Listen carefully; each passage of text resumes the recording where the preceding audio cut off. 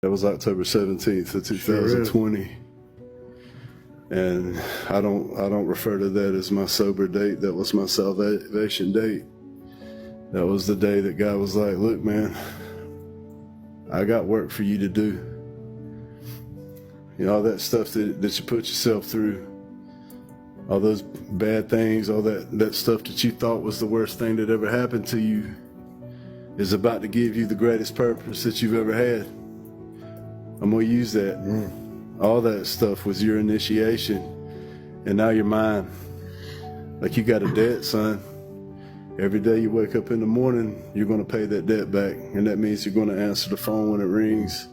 You're gonna put this ministry together. You're gonna show up on Monday nights and try to lead people back to me, because people can relate to you. Because the common thread that weaves all human beings together is pain.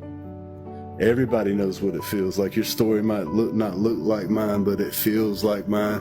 Y'all know what it's like to be brokenhearted. Y'all know what it's like to be lonely, to feel worthless, to feel depressed and down and sad and not know what to do, and struggle with an addiction or an affliction and be sitting on that fence between, I don't want to use anymore. I don't want to do this anymore. I don't want to be a slave to my flesh anymore, but I can't stop. I don't know how to quit. But you're going to show people how, and you're going to do it in my name, and you're going to give me the glory for it, because I was here for you in this silent moment where you were the most broken and you asked me to help you.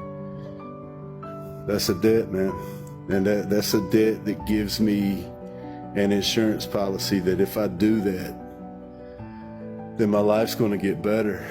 And I'm going to experience joy, and I'm going to experience freedom, like a true freedom, like not one of the physical world, but one of a spiritual sense, where I'm not confined to waking up in the morning and picking up the phone and hoping the dope dealer answers. You know, I'm not waiting for him to call me back.